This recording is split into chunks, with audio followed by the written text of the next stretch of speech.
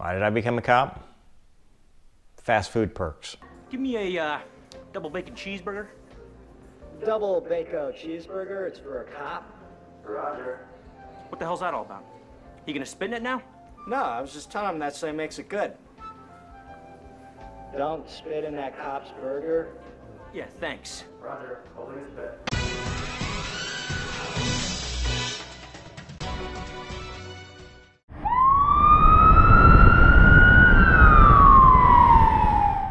Hello everybody, welcome to Mondays with Mover. I am Mover C.W. Lemoine, author of the Spectre series, which for the month of December is on sale. Spectre Rising, if you're looking to get into the series, is only 99 cents. For the month of December, it is the first book, and it is about an F-16 pilot, former F-16 pilot whose fiance goes missing, and he investigates. It's a lot of flying stuff, so if you're into military espionage, aviation thrillers, check that out. It'll be on sale for the rest of the month. Also the author of Absolute Vengeance and I Am the Sheepdog, which is part of the Alex Shepard series, which is what we're talking about today, in that those books were based off of law enforcement or Corporal Alex Shepard, who was a sheriff's deputy, and people are asking me, how'd you make the transition, or how did you get into law enforcement being a fighter pilot? So today I'm going to explain that. And I hope you enjoy this video. If you haven't already, please like, share, subscribe, leave a comment below. All right, so people ask, why I'm such a big supporter of law enforcement, why I've been doing, I'm a reserve deputy sheriff, been doing that for the last 4 years. And, people kind of ask, why would I get into that? It's kind of a weird leap from being a fighter pilot. But, it started initially back in 2009. I'd come back from Iraq. And as a reservist, once your seasoning days are over, which are active duty orders, you have to go find a real job. And at the time, the seasoning orders were only about 90 days or so post getting qualified. So, the only option I had available was what's called, at the time, this has all changed, was the Baby Art program, which you started as a GS-9, making about 40 grand a year. And then GS-11, GS-12, GS-13, depending on where you were qualifications-wise. And you had to start at GS-9. And at the time, it was about a $40,000 a year pay cut for me from active duty, what I was making there. So I really didn't want to do it. I started looking at other options, and I'd always been interested in law enforcement. My mom was a federal agent before she became a CFO of a hospital. My dad was a deputy sheriff after he was in the military and before he became a nursing home administrator. And so I always had that kind of interest in it. And I had been in Iraq doing close air support and intelligence, surveillance, and reconnaissance, ISR, with special ops guys and door kickers, Navy SEALs and stuff. And I was watching those guys, I was always kind of like, well, they're the tip of the spear. I'm just a support asset. And I kind of felt like I hadn't done enough. I wanted to be kind of a door kicker as well.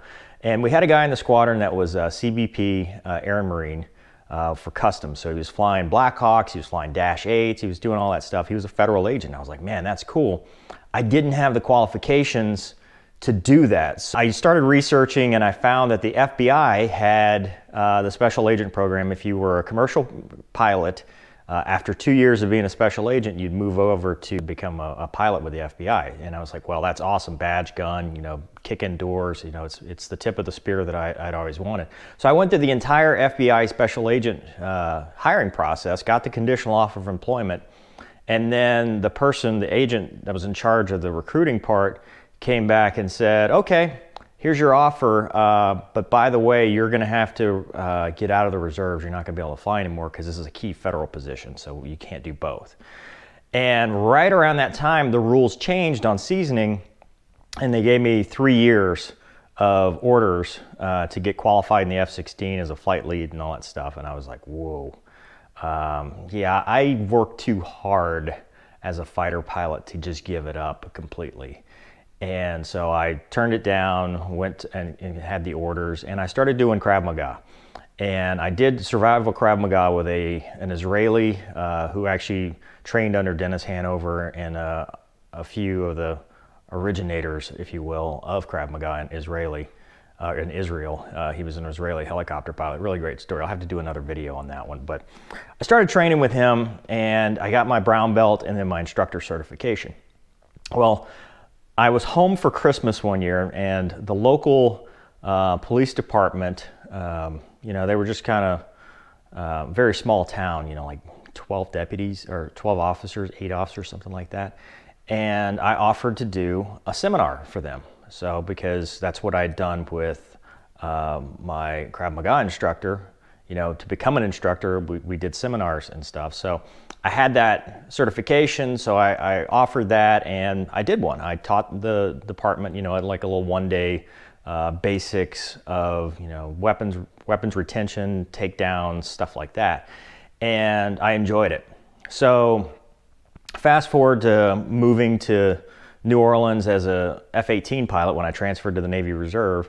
I was gonna go, you know, I was back in that law enforcement bug again, and I tried to get hired by Customs because now I had the qualifications to do it. And at that time, their budget was slashed. So instead of taking guys who were just fixed wing only, you know, flew airplanes, they said, no, if you're not dual rated, you know, you're not gonna get in. So I kind of gave that up again and did the Hornet thing. And as I was flying the Hornet back in 2013-ish, I realized, you know, I was doing well. You know, I talked about in the last video, it's just a really good place in my life. And I wanted to give back to the community. And I had this skill set of teaching, you know, self-defense or defensive tactics. So I decided, well, I can do seminars for local law enforcement. So I called the sheriff's office in my jurisdiction where I live. And I offered, the number I found was, I think, Human Resources, and I offered. I said, hey, you know, I'm a Krav Maga instructor, I'll do this for free, I'd like to teach, you know, training guys a seminar. And her immediate response was, if you want to volunteer, you have to become a reserve deputy. And I said, well, I'm not looking into that, I just want to teach Krav Maga. And she's like, no, you know, volunteer, you have to do this. And I don't think she really understood what I was asking, but she gave me the information, said, here's what you're gonna have to do. And, you know, I was talking to my dad who had, you know, done this, and I was kind of I was back in that looking for another job thing, and I actually considered it because I didn't have enough time for the flight time to fly for the airlines at the time, and I really wasn't interested in flying for the airlines. I really liked law enforcement. I considered, you know, going and becoming a state trooper. I considered that, and I was like, I can do this as a reserve deputy and just kind of see if I like it, see what's going on, because I didn't have any other prospects at the time, and it just seemed like a good way to give back. So I went through the hiring process, and on the day I was supposed to go take the PT test, the entrance PT test, to see if I could even go, is when my dad passed away. It was that morning. I was driving to go take that test, and my stepmom called me and said my dad had died, and I was crushed. 2014 was probably one of the worst years of my life after that, because, you know, I was dealing with the loss of my dad. I had a brother that's special needs. You know, I was trying to build the pieces back. But I still decided to go to the academy, and it was a reserve academy. It's called Post, and it was from May to November. It was 2 nights a week, and then every other weekend. And I think that, you know, there's 2 things I think that got me through that year. One, my dogs, because, I mean, they're awesome. They were there for me when, you know, nobody else was. And that academy, because it gave me a purpose. It gave me something to look forward to. And the friends that I made there, a lifelong. I mean, some of the best people I've ever met. And so we started the academy, and it was just like anything else, any other full-time, well, it was the same structure as the full-time academy. So we did, you know, learning about the law, learning about the different procedures, use of force, all that stuff. We did defensive tactics, which they teach a totally different thing than Krav Maga. We didn't even get into any of that stuff. And at the time I started thinking, well, maybe I can help with the helicopter and stuff, the air unit, because I've got experience, you know, doing that. So I started offering that. Never really panned out, but we went through the academy. Great training, probably some of the best training I've ever had. The instructors were awesome. You know, they were, you know, very patient, very good. We went and did firearms training, which the firearms training was, you know, some of the best training I've had. You know, we had instructors that, you know, me, an average shooter, got me shooting fairly well. And it was a lot of fun. And, you know, we did as a class, we did really well. And then we did the defensive driving, or the pursuit driving course. It's called NAPD, I think. And, you know, where you get in Crown Vics, chase each other around the cones in the parking lot. That was, I mean, just a blast, you know, so much fun. And then after that, they cut us loose, and, you know, there's a field training program, which was 49 rides.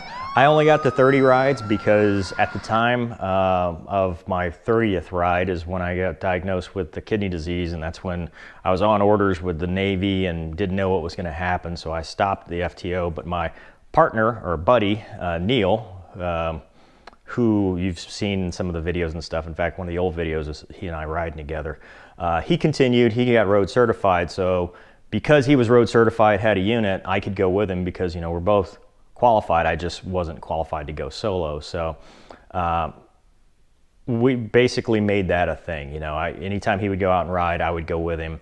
And since then, in the 4 years since then, it's been awesome. I mean, the friendships I've made, the ability to serve the community, you know, it didn't pan out to a job, you know, because obviously I became an airline pilot and, you know, all this other stuff. But what I've been able to gain from it, just in terms of the feeling of giving back to the community, and the feeling of knowing what the other side of the badge is like. You know, they say the thin blue line separates, you know, the good versus evil.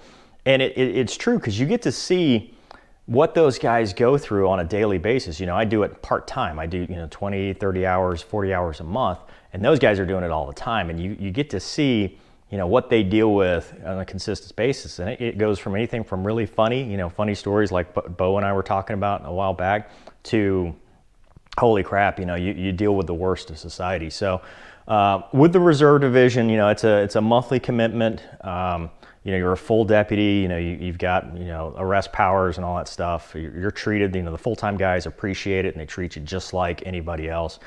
In that time, you know, when natural disasters hit, there were floods back in 2015. In fact, the night before my brick by brick book signing, I was out in a Humvee rescuing people from floods. We were going out and pulling people from their houses and putting them in the back of Humvees. And, you know, it's all volunteers. No one's getting paid for it. We're just doing it because, you know, we want to give back. It's a volunteer thing. And then, you know, I've had the opportunity to do escorts during Mardi Gras, parades, taking our local bands, going down to Mardi Gras and keeping them safe. I've had the opportunity to, you know, football games, fairs, and then, you know, criminal patrol. Neil and I go out all the time, and, you know, it's an adrenaline rush. You know, I think it's more of an adrenaline rush than flying, because, you know, every traffic stop you go on, every time you know, you approach a vehicle, you don't know. It doesn't matter what the vehicle is, you just don't know what's going to happen on the other side. And you know, your sense of awareness and your alertness, and that's good, because it keeps you honest, it keeps you safe. And that's my goal, you know, always riding with Neil, is we keep each other safe. So, you know, we can both go home at the end of our shift. So that's a real, you know, positive benefit on that. And, you know, there's also other little things, you know, like this weekend I did what's called Shop with a Cop, and I had the opportunity, and I call it an opportunity because it absolutely, you know, was awesome. Underprivileged children were given a $100 shopping spree, and you walk around, you see the smile on their face, you see all the joy that they have, because otherwise they wouldn't have this for Christmas. And, you know, it builds a good relationship with the community.